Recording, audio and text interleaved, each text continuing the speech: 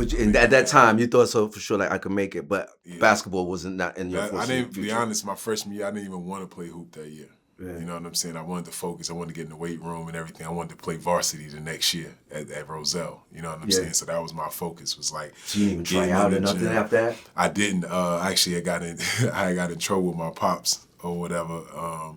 He had put me on punishment or whatever the week of basketball tryouts or whatever, and I didn't even try out, but the coach still put me on the team just because I was 6'4". Just because you were 6'4", you have to try out. I didn't even have to try out. Man, that's crazy. He saw something in you, right? He was like, you know what? Coach Shaw. Coach Shaw saw something in you. Okay, then you become a McDonald's All-American, bro.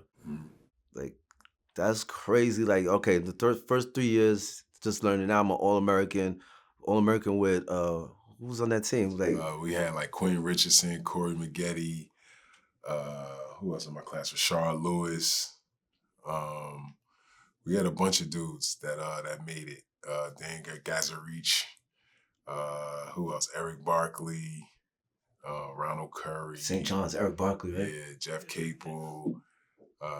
We had a nice class. It was a Coleon Young, Jerron Rush. They was like tops of the class until, me and Rashard pretty much uprooted them our senior years or whatever. But yeah, that journey was interesting too, because for me, like when it all made sense for me was after my sophomore year. I went to a tournament, and first I did ABCD camp or whatever. And when I was at ABCD camp, I was the first time I was able to play against a lot of the top players or whatever. And what I took away from it was like, they not that much better than me. You know what I'm saying? Right. So it was like, it went from reading about them in publications, seeing, little highlights on them and seeing how amazing they were. But then to go out there and compete against them, I was like, yo, they really not that much better. Right. You know what I'm saying? I could do that. You're much they're better, but they're not that much better than me. You know what I'm saying? And, seeing that allowed me to just like really hit the gym, and I'm like, oh, I could catch all these dudes. You know what I'm saying? It was a ranking thing. Like I could definitely be in the top 10. You know what I'm saying? That was always my goal, just to get to the top 10. And, as I continue to like, blow up, you know what I'm saying? I just realized like, you know what, I could actually be number one player in the country. And, for me, it all, like everything in my life changed when I played against Lamar Odom in a tournament down in South Jersey. Right. And I was a junior, he was a senior. Because he was that guy. He was the dude, and I got the best of him. And I got the best of him that night. Yeah, you win that LO? Yeah, I got the best of him that night. That's Queens, baby. Yeah, I know. I would say LO helped me get my spot. Right. And I was able to, get the best of him that night.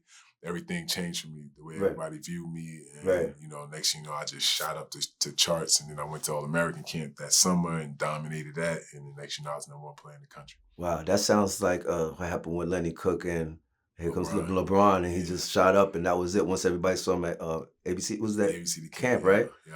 Oh, so that actually guaranteed you a spot now. Once you go through McDonald's All-American, does that guarantee you a spot in the NBA? No, not at all. Obviously you're supposed to go to college after that, right? Me and Rashard, and there was one other kid, I can't remember his name right now, but we were the three that decided to go pro out of high school. That process was crazy as well. Like, flying all around the country, meeting with NBA teams. Right. Like, so you're being interviewed by them, going to dinner.